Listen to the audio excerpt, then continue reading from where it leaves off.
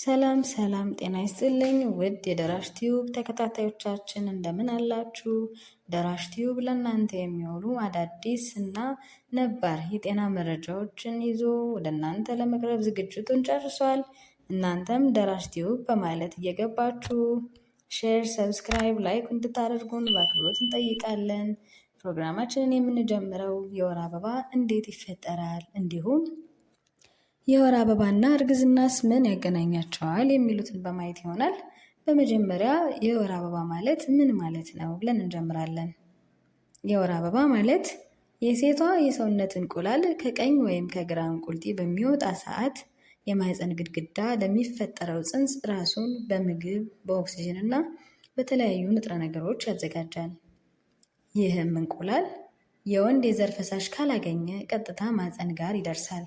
በዚህ ጊዜ ጽንስ ለመሸከም ተዘጋጅቶ የነበረው የማህፀን ግድግዳ ጽንሰት አለመፈጠሩን መልእክት እንደደረሰው መፈራረስ ይጀምራል። ይህም የወር አበባ ይባላል። የወር አበባ የተባለውም በአማካኝ በ28 ቀን ውስጥ ስለሚመጣ ነው። ነገር ግን ይህ ፍጹም ነው ማለት አይደለም። ቀኑ ሊጨምር ወይም ሊቀንስ ይችላል ማለት ነው። አንዳንዴ ቀድሞ ሊመጣባቸው፣ ሌላ ጊዜ ደግሞ ዘግይቶም ሊመጣ ስለሚችል ነገር ግን በአማካኝ በየ28 ቀኑ ወይም በየወሩ ስለሚመጣ የወር አበባ ተብሏል ማለት ነው።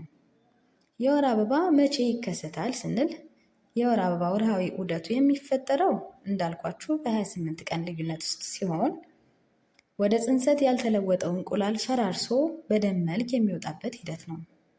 ይህ የ28 ቀን ዑደቱ 2 ደረጃዎች አሉት። የመጀመሪያው የወር አበባ ከጀመረበት ቀን አንስቶ ያሉትን 2 ሳምንታት ሲያካትት፣ ሁለተኛው ደግሞ የቀጣዩን 2 ሳምንታት ያካትታል ማለት ነው። የመጀመሪያዎቹን 14 ቀናት በቅደም ተከተል እንያቸው። በመጀመሪያ ከአንደኛው ቀን እስከ 7ኛው ቀን ያሉት የወር አበባ የሚታይባቸው ጊዜያት ናቸው። ከ7ኛው እስከ 10ኛው ቀን ያሉት ደግሞ በከፊል ጽንሰት የሚፈጠርባቸው እንዲሁም ላይፈጠርም የሚችልባቸው ቀናት ናቸው። ነገር ግን ከ11ኛው ቀን እስከ 16ኛው ቀን ሙሉ በሙሉ ጽንሰት የሚፈጠርበት ጊዜ ነው።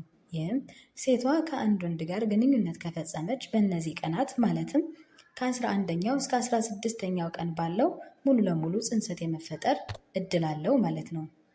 በተለይም 14ኛዋ ቀን በምንም ታምር እርግዝና ሊያመልጣት አይችልም። ያ ማለት 14ኛዋ ቀን ላይ እርግዝና መፈጠሩ 100% ነው ማለት ነው። ቀጣይ ያሉትን 14 ቀናት ስናይ ከ17ኛው እስከ 19ኛው ቀን በከፊል ጽንሰት የሚፈጠርበት ጊዜ እንለዋለን። በከፊል ስንል ሙሉ ለሙሉ ላይፈጠርም ስለሚችል ማለት ነው። ነገር ግን ከ20 እስከ 28ኛው ቀን ሙሉ በሙሉ ጽንሰት የማይፈጠርበት ቀን ነው እንላለን። በዋነኝነት በሴቶች ላይ የተለያዩ ባህሪያት ይታያሉ በወር አበባ ጊዜ ማለት ነው። እነሱም አካላዊና ባህሪያዊ ስሜት እንላቸዋለን ወይም ደግሞ አካላዊና ባህሪያዊ ባህሪዎች ብለን እንከፍላቸዋለን ማለት ነው። አካላዊ ባህሪያትን ስናይ መሸማቀቅ ወይም ደግሞ የሆድ ቁርጠት፣ የሆድ መንፋት፣ ድካም፣ የራስ ምታት፣ ብጉር፣ የጀርባ ህመም፣ የምግብ አለመረጋጋት፣ የመገጣጠሚያዎችና የጡንቻ ህመም። አልፎ አልፎ የተለያዩ ሴቶች የተለያዩ ባህሪያትን ሊያሳዩ ይችላሉ። ያም በሰውነታችን ላይ ያለው የሰውነታችን ሆርሞን ይለያየዋል ማለት ነው። እንዲሁም በከፊል ደግሞ ስሜታዊ ባህሪያትን እንይ። ስሜታዊ ወይም ባህሪያዊ ባህሪያት ከምንላቸው ውስጥ የስሜት መቀያየር፣ መቆጣት፣ ድብርት፣ ጭንቀት፣ እንቅልፍ ማጣት እንዲሁም የምግብ ፍላጎት መጨመር ናቸው። እነዚህ በሴቷ ላይ የሚታዩ ምልክቶች ወይም ደግሞ ባህሪዎች ብለን እንከፍላቸዋለን ማለት ነው። በተጨማሪም አንዳንዴ የወር አበባ የመሰሉ ግን ያልሆኑና በተለያየ ችግር አማካኝነት የሚፈጠሩ የደም መፍሰሶች እንዲሁም ደግሞ ከወር አበባ ጋር የተያያዙ ችግሮች ሊያካሰቱ ይችላሉ። ለምሳሌ ለረጅም ጊዜ ወይም ደግሞ ከተለመደው በላይ የደም መፍሰስ ሊያጋጥም ይችላል።